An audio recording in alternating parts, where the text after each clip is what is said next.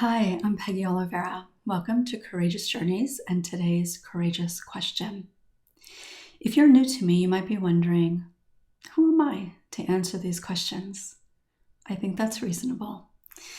I am a trauma therapist for over 20 years.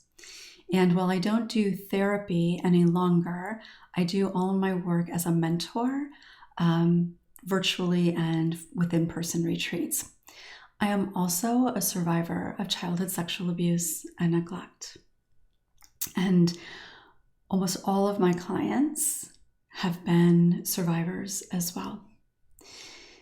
Today's question comes from Lisa, and it's something that I think pretty much everybody can relate to, regardless of any sort of trauma, especially women. So Lisa shared some backstory that I'll give to you, but her question was, I always feel so guilty.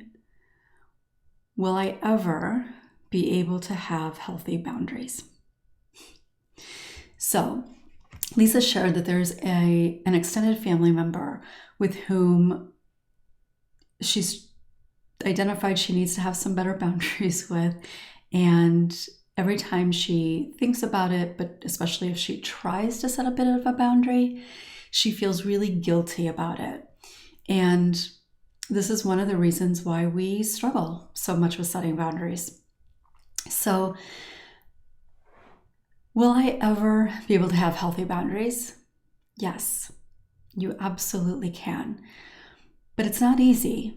There are some things that need to happen in order for you to be able to feel really confident in enforcing those boundaries. So I'm going to talk a little bit about that. There's a reason that we struggle with this. There's a reason that we feel guilty, not a good or valid reason, or not a reason that is something that we need to feel guilty about, but there are certainly reasons that we feel guilty.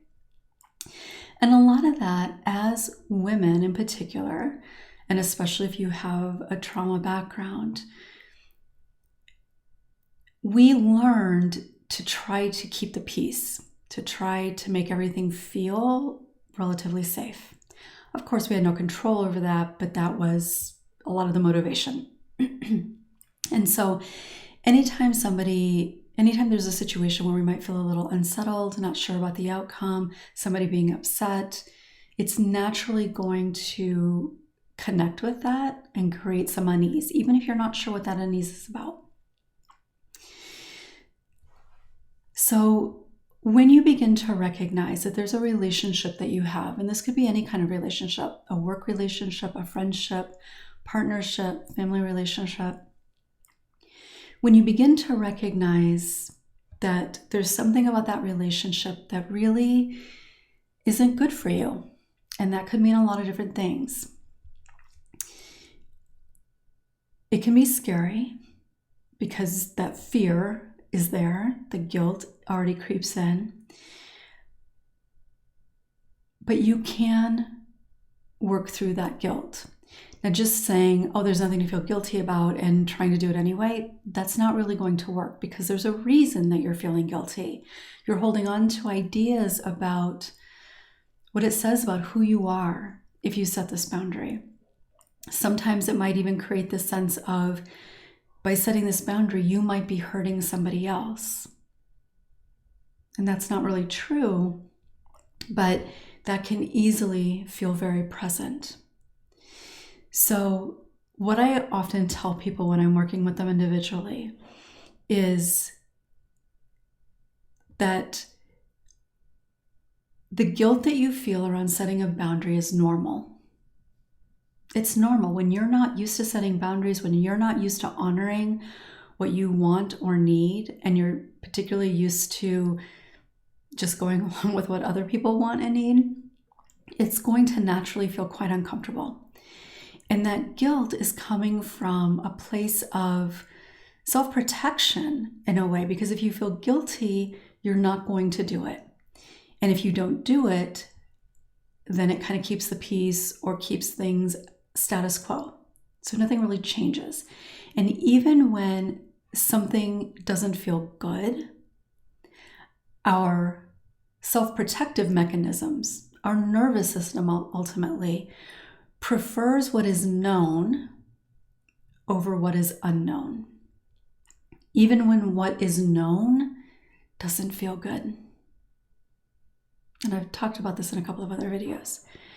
So that guilt, when that creeps up immediately, that doubt that is there, it's because your self-protection is kicking in and saying, nope, it's not worth it, basically. Nope, it's not going to end well. You can't do that. What's wrong with you?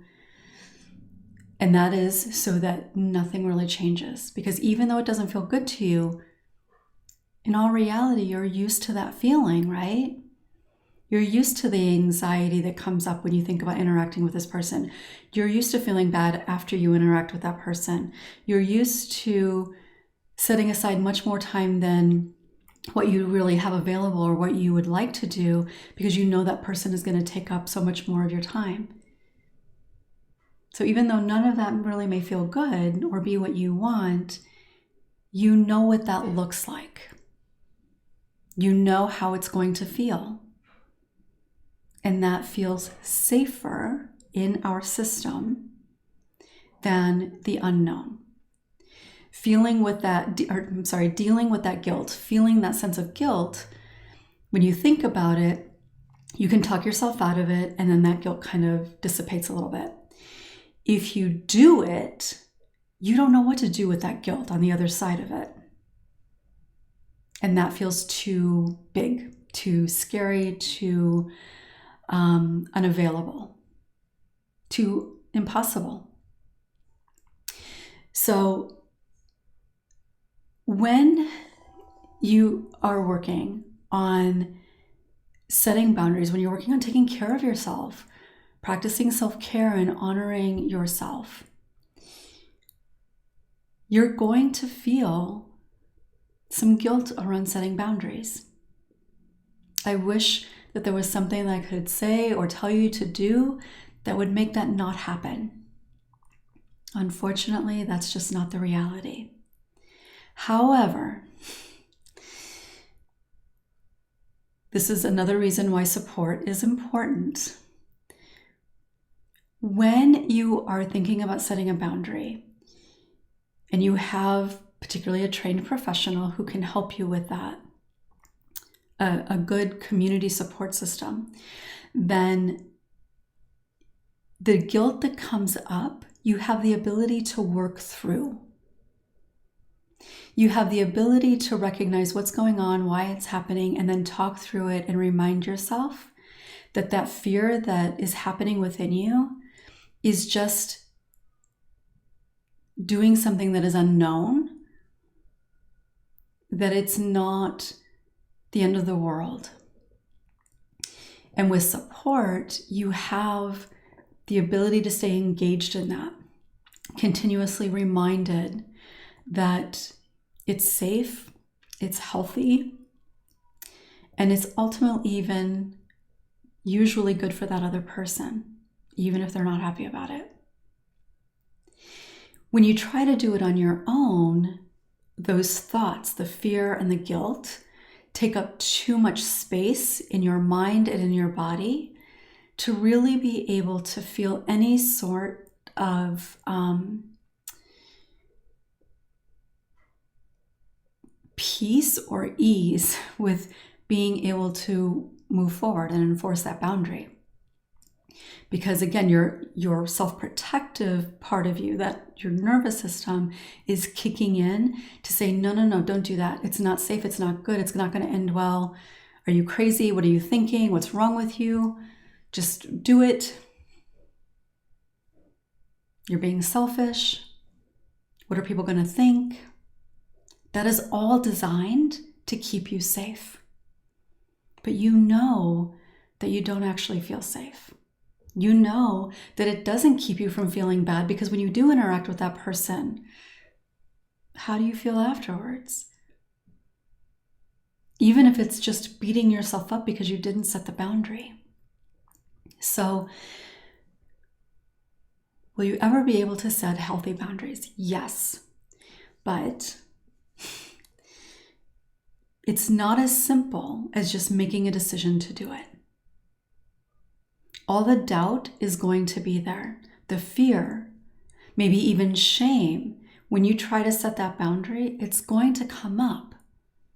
Because again, your self-protective mechanism is trying to pull you back to stay safe. So everything in you is going to be trying to hold you back. But not because it's trying to hold you back, but because it's trying to keep you safe. So when you set the boundary and you enforce the boundary, you begin to retrain how your body and your mind responds to that doubt. When you're able to set that boundary and have support so that you can stick with it, you get to experience, okay, it is okay. Yes, maybe that person wasn't very happy, but it's okay. I'm okay. Maybe you even feel really proud of yourself. Maybe you realize that even though you might struggle with some guilt or unease, that because there's some empowerment in that, in setting that boundary, it might actually even feel better than how you might typically feel after doing whatever it is that you've decided not to do.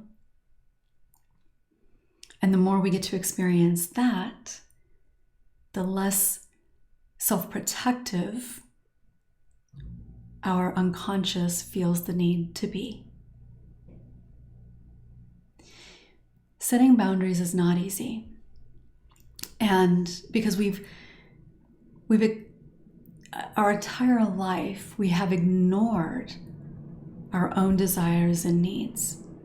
So even just coming to terms with recognizing, I don't really want to do this, or my intuition is telling me this isn't a good idea. It takes a long time to get there sometimes. Actually acting on it and honoring yourself is not easy. And you really do. It's natural to have to talk yourself through it time and time again.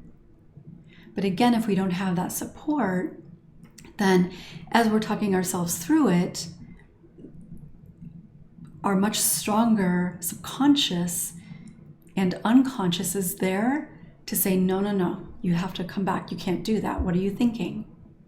So it is absolutely possible to have healthy boundaries, but it's not easy. We cannot just make the decision and then do it. At least 99.9% of the time, that is true. And even for people in that 0.1% of the time that do, it's usually not just suddenly they make that decision and that's it. Because it's natural for that doubt to creep in. So it's really important to remember that. Also, setting boundaries, enforcing boundaries is a practice. It's a process like everything else in healing. You have to keep doing it over and over again. You have to see what's happening in different moments to recognize, where are you getting caught up? What are the fears that play out over and over again? What are the times that you have set a boundary, maybe in a fairly small way, in a way that you wouldn't necessarily identify it as setting a boundary, where it's turned out well? Practicing being mindful of all of that is part of this practice. And it's not something that we are naturally inclined to be conscious of.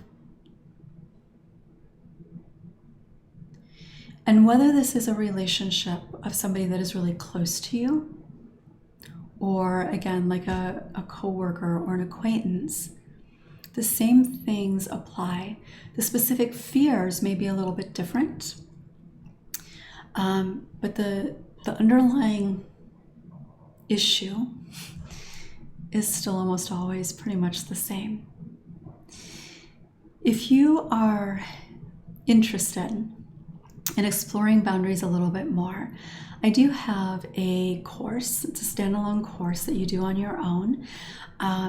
I will share a link for that in the description. It's a relatively low price course, and it's a pay what you wish situation with a range there. So you're welcome to check that out if you'd like. I talk about just a lot of different pieces of boundaries, part of what I talked about today, but I talk about a lot more aspects of it. And it's got some practices in it, some journal prompts as well, and a couple of meditations to help with really understanding and connecting with your own boundaries. It's called Sacred Boundaries, and I will share a link with that or for that in the description below. If you have a question, please send to qanda, that's QANDA @courageousjourneys.com. I'm also going to be starting very soon an opportunity for us, you and me, and some other incredible women to come together for healing, and boundaries will be a part of that, among a lot of other aspects of emotional healing. So I'll share, actually I don't have the page ready yet, but stay tuned. And I will be sharing more information with that very soon. I do actually have a video minute-and-a-half video where I have in the description a lot more information that's coming. So I will point you to that direction in the comments, or I'm sorry, in the description below as well, with a link to that video to learn a little bit more. So thank you for joining me. I hope that this has been helpful to Lisa and also to all of you. Have a beautiful day, and I look forward to seeing you soon.